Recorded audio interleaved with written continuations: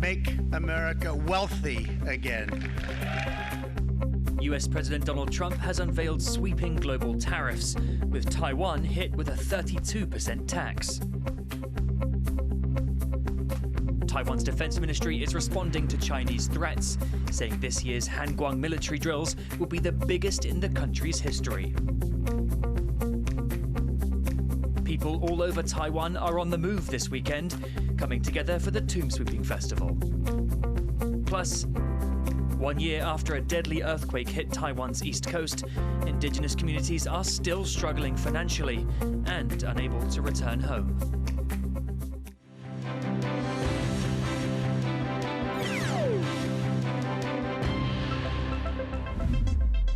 A warm welcome to TaiwanPlus News. I'm Rhys Ayres. US President Donald Trump has imposed sweeping tariffs on over 180 countries and territories.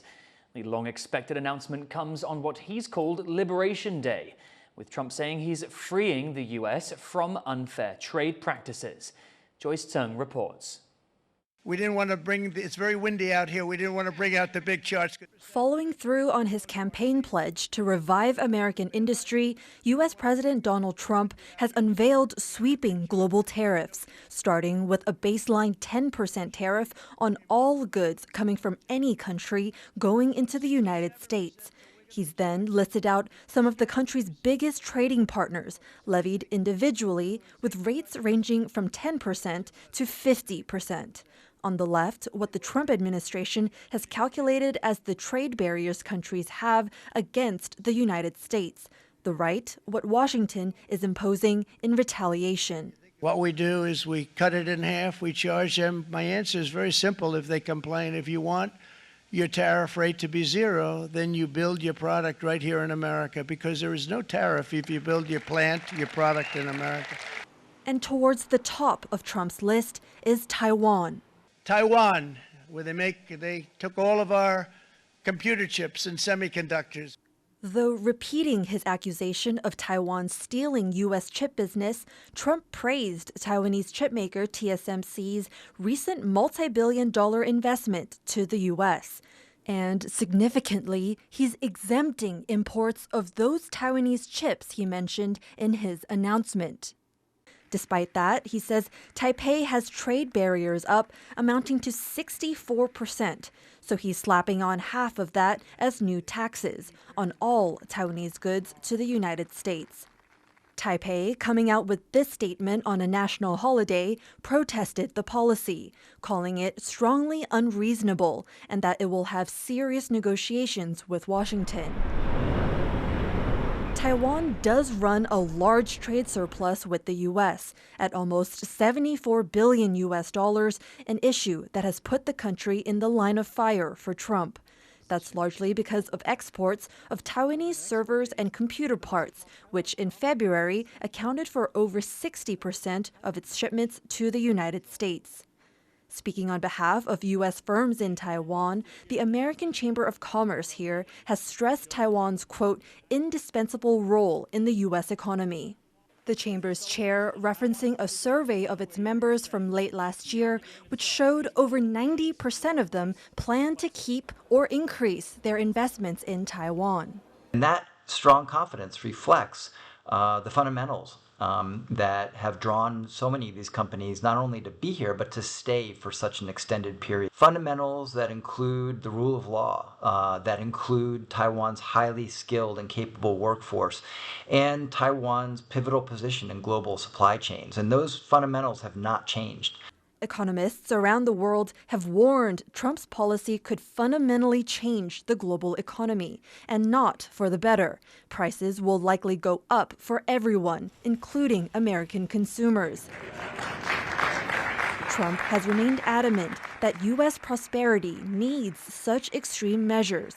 As putting pen to paper, he erects historic barriers around the world's largest consumer market.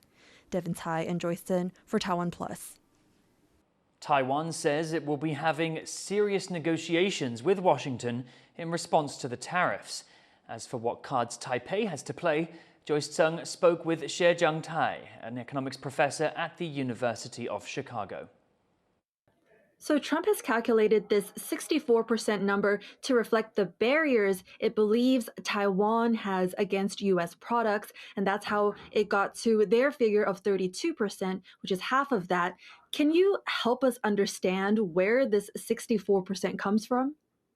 It's obviously not a 64% tariff. I mean, there is no 64% tariff.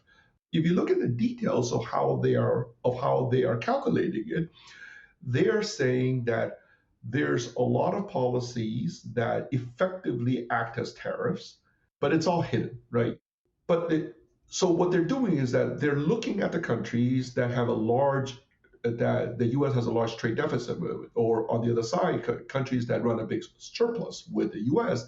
And they're basically saying that that must be because these countries impose hidden tariffs on U.S. products. But so do you think it is a fair move that the U.S. has now imposed 32% tariffs on Taiwanese goods? There are two questions. One is that what the Trump administration is doing makes no sense whatsoever. At the same time, that for the last 20 years, in terms of its macroeconomic policy, Taiwan has been running these unsustainable trade surpluses that does itself huge economic damage. And what's coming back to this case, it's also creating tremendous political damage with respect to the U.S. My sense is that nobody in Taiwan ever took sort of the problem of the trade surplus that Taiwan has seriously. That they were all focused on trying to make a deal and thinking that they could make a deal with semiconductors. Why is it that Taiwan's trade surplus with the U.S. has grown so big, and what can they do now to fix it? The short answer and the maybe oversimplistic answer is this idea that we have to keep our exports competitive. And the corollary to that idea is that exports are good and imports are bad. It really is explicitly the policy of the policies of the central bank that has led us to this place that we are now. Taiwan obviously has to be very careful at not pissing off the Trump administration, because it could end up in the same seat that Zelensky was in. This could also be an opportunity this could be the equivalent of a 1973 moment. 1973 was like the first crisis that Taiwan faced when the world price of oil tripled. So the response of Taiwan to that world crisis is to say the economic model that we were pursuing up until then was no longer viable. And obviously that doesn't generate results in the short run. It took 15 more years for something to come out of it. And right now, I think the broader issue is that Taiwan it's like a lot of Taiwanese companies still have this low wage, cutting costs to the bone model. This might be a time for to say, okay, given that the world is now, if we believe the world has fundamentally transformed, we need a new paradigm, we need a new model. What could that be? That was Zhejiang Tai, an economics professor at the University of Chicago. Trump's new tariffs have sparked outrage in countries around the world and raised economic fears among some Americans at home. Tiffany Wong has more. A baseline 10% tariff slapped on all U.S. trading partners, and even double or triple that on places the U.S. views as major economic competitors, like China, Japan, and the European Union. For months, countries have been scrambling to negotiate with U.S. President Donald Trump to stymie his calls for tariffs, and the announcement has left many world leaders reeling. The administration's tariffs have no basis in logic, and they go against the basis of our two nations partnership. This is not the act of a friend. Australia has a trade deficit with the U.S., but says it will not impose reciprocal tariffs, saying the costs of doing so are a burden on domestic consumers. Meanwhile, in London, the government is still hoping to strike a trade deal with the U.S. to deter escalation. The government has been really clear that we're going to approach this in a clear-headed way, and always represent the national interest. It's why myself and the Business and Trade Secretary met with big UK exporters this morning. They don't want government to rush into any response because the prize on offer is an economic agreement. The EU, which received a 20% tariff, is also considering its own tariffs on American services in the finance, travel, and medical industries. This could severely impact the U.S., which is the largest exporter of services in the world.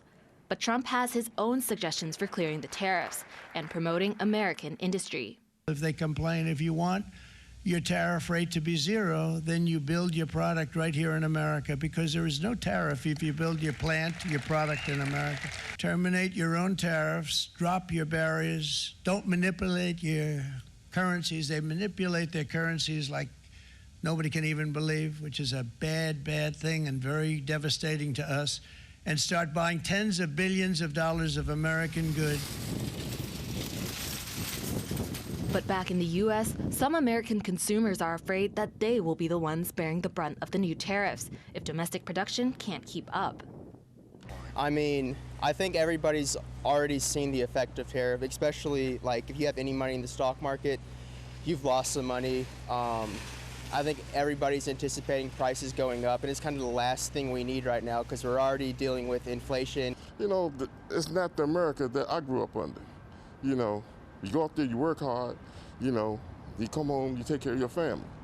You know, whatever he's doing, I guess he know what he's doing, but I guess he don't know what he's doing, but we'll find out. Trump has touted his economic policy as an America First strategy. But as the tariffs take effect in the next few days, the world will be watching closely to see if that turns out to be true. Patrick Chen and Tiffany Wong for TaiwanPlus.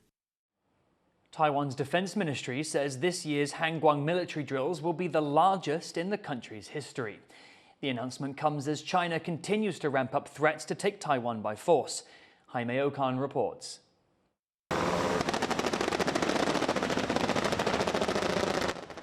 Taiwan is gearing up for its largest ever military drills. Known as the Han Kuang exercises, Taiwan has been simulating how it would defend against an all-out attack from China, and these drills are crucial for the country's defense. The drills are separated into two sections. The first is a 2-week computer simulation, which uses war games to simulate different scenarios and outcomes. The second part includes live-fire drills, which usually take place for 5 days in late July, but given recent tensions with China, those have been extended to 10 days.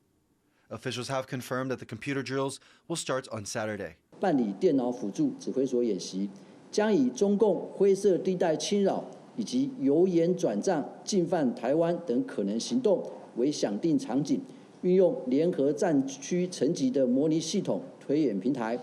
In past iterations of Han Kuang, Taiwan has practiced situations such as landing on highways, defending the coastline, and air defense. But this year, the drills will focus heavily on how the military can quickly mobilize its armed forces, forcing soldiers on the ground to make decisions themselves instead of waiting for orders from higher-ups. This move is in response to how China is conducting its own drills, as recent military exercises from Beijing show how quickly it can make a move on Taiwan. 因应共军由严转战的可能行动，同时考量后备部队战力恢复需求的时间，国军运用常备部队既有的兵力及资源，先期遂行阻绝、布雷及物资分散屯储等各项备战部署作业。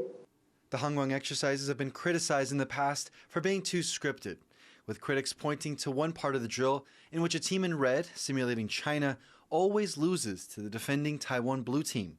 Taiwan's military has now gotten rid of this part of the drill, something being hailed as a step forward towards a more robust defense strategy.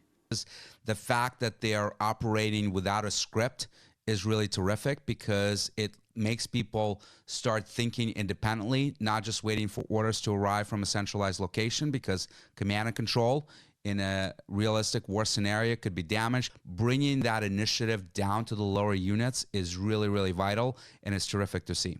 With China having just wrapped up large-scale blockade drills around Taiwan, this year's Han Kuang exercises are ever more important as the country improves its plans to prevent a conflict from breaking out.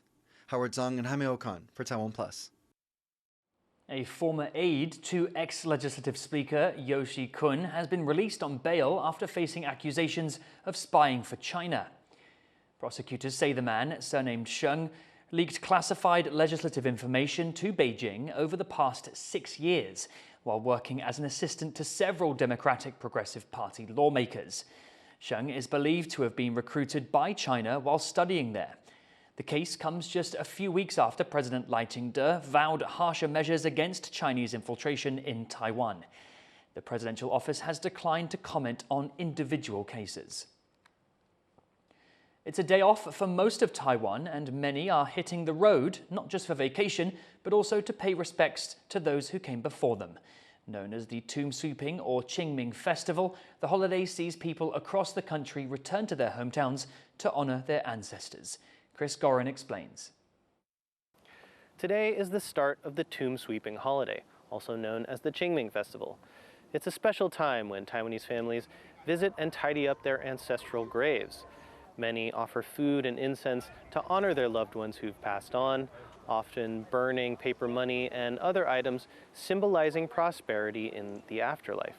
Behind me here, you can see some traditional ancestral graves, often built on high hillsides with scenic views. The tall buildings there are columbaria, an increasingly popular alternative. Now, these vertical memorial towers include many individual urns, offering a practical way to honor the deceased on this small island where space is scarce. Now, as the holiday goes on, trains and roads are packed with people returning to their hometowns to reconnect with family and pay respects to those who've moved on. Ryan Wu and Chris Gorin for TaiwanPlus. Coming up after the break, Hong Kong artists in the heart of the city's commercial district are shining a satirical spotlight on local office culture.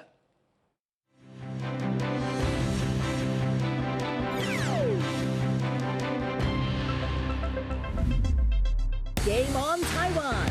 Baseball season is back and off to an exciting start. Get ready for every pitch and every bat.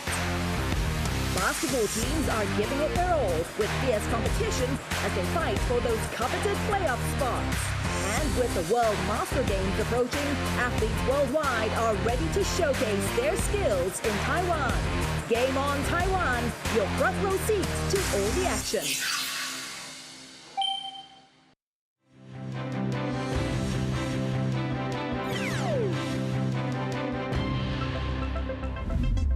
Welcome back. You're watching TaiwanPlus News. Indigenous people along Taiwan's east coast are struggling 1 year after a deadly earthquake shook the region. I visited Hualien just before the first anniversary of the disaster to meet the communities still dealing with the fallout.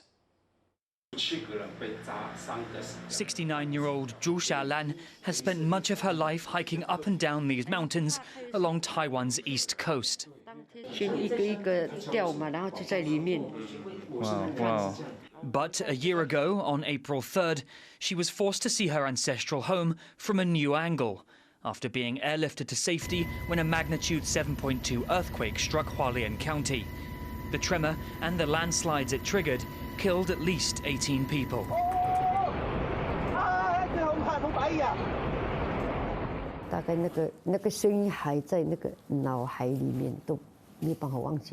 Members of the mostly mountain-dwelling Truku Indigenous group, numbering some 30,000, Ju and her family used to earn a living guiding tourists around their village.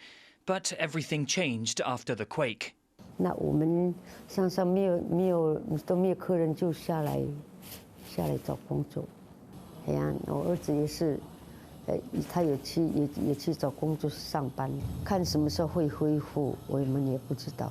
A year later, and Ju is still working as a street cleaner. But as government-sponsored temp work, it's not a permanent solution. Ju is far from the only member of her community uprooted by the quake. People from indigenous villages across the county came down from their rural mountain homes to more urban areas like this old street to find work, so they can continue earning an income to support their families. Before the quake, Uming Loking worked at a hotel inside Taroko National Park, where many of the most devastating landslides took place. After its closure, Ming, with some other young members of his Indigenous community, decided to open a cafe outside the park to continue their mission of keeping the culture of the Truku people alive. 我也算是赌博啦，开店算赌博，因为我们的初衷本身就是要有一个凝聚的地方，不管是凝聚喜欢我们的客人也好，还是说我们早期三月村的员工有一个凝聚的场所也好，那更重要的就是文化这一块，其实我们是想要继续延续。Business owner Garao has been a representative for his community for years. Before the quake, he was working with the local government to build new access paths to his people's remote villages. But he says that since the disaster, Indigenous communities are feeling left behind. 要补助的话就很困难，有一些很多有的没有的，像老人家他根本就没有办法去申请那个要什么资料，那个什么资料，那个有些资料山上的东西啊，他说要什么资料什么资料，很难生出那个资料，就是没有想到这一小块啦，这一小块就是被放在很后面。 The government-sponsored temp work that has been supporting Ju and many other Indigenous people across Hualien is set to end within months, with no news yet of extensions. In the face of financial uncertainties and after being forced out of their homes, this community has come to rely on each other to make it through one of the worst natural disasters in living memory. Chris Ma, Jeffrey Chen and Rhys Ayres in Hualien for TaiwanPlus. Myanmar's ruling military junta has announced a temporary ceasefire in the country's civil war after last week's magnitude 7.7 earthquake.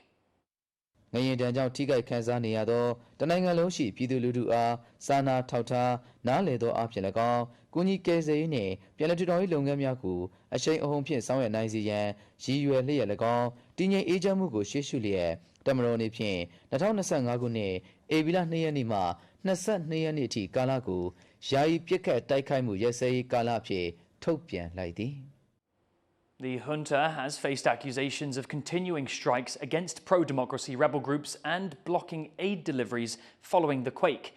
The halt in fighting comes after days of pressure from international aid organizations. These groups have been calling for urgent access to essential needs, including food, water, shelter and medicine. The death toll from the quake has now surpassed 3,000 people, with more than 4,500 reported injured by state media. Taiwanese civil society groups are gearing up to create a pavilion on the sidelines of the World Expo in Osaka. Their goal is to set up 2,300 beams and pillars in 6 months, representing the free will of Taiwan's 23 million people. Taiwan cannot officially take part in the Expo 2025, as the country is not part of the organizing body. Instead, it's participating through the private sector under the name Tech World. 这个世界上本来就应该每个人都可以参与，就像这个大阪世博在提的价值叫做闪耀光辉、生命光辉的未来社会设计。他提的价值其实都谈人类世界永续跟人类的和平，跟每个人都需要受到公平正义的对待。 Called Taiwan's Own Pavilion, the venue will be open to the public from mid-April through October. Artists in Hong Kong have chosen an unlikely location to hold an exhibition, an office space in the centre of the financial district, shining a satirical light on the city's work culture. Issy Wells reports. This could be the desk of any boss in Hong Kong's corporate world. But the man sitting behind it isn't taking meetings. He's one of 5 artists poking fun at local office culture. In my time in doing business in China, I went to a lot of laobans, bangongshi, office of the boss.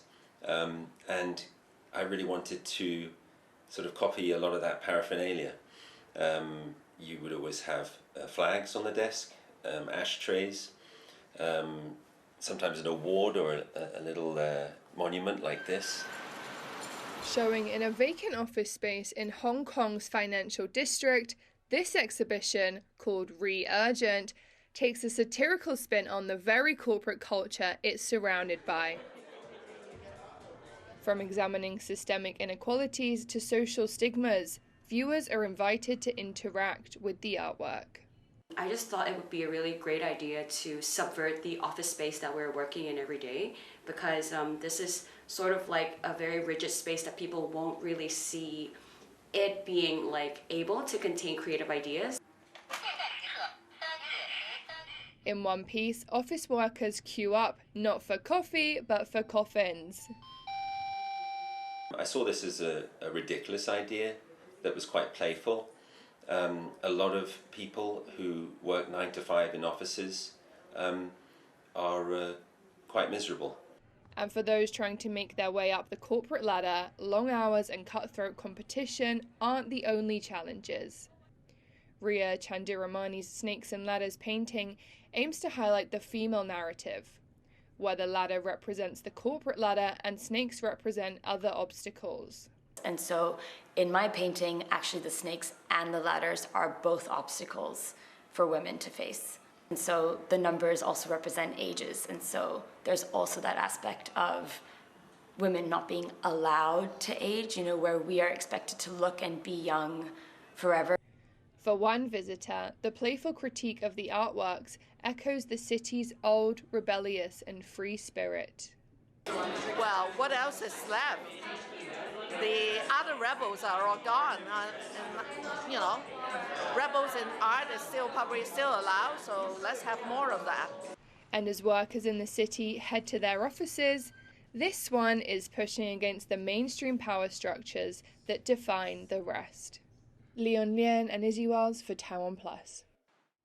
Thank you for watching TaiwanPlus News. You can visit the TaiwanPlus website or follow our social media for more stories from Taiwan and around the world. Before we go, check out this exhibition in Geneva featuring 51 futuristic UFO-inspired watches up for auction. I'm Rhys Ayres. Take care and see you next time.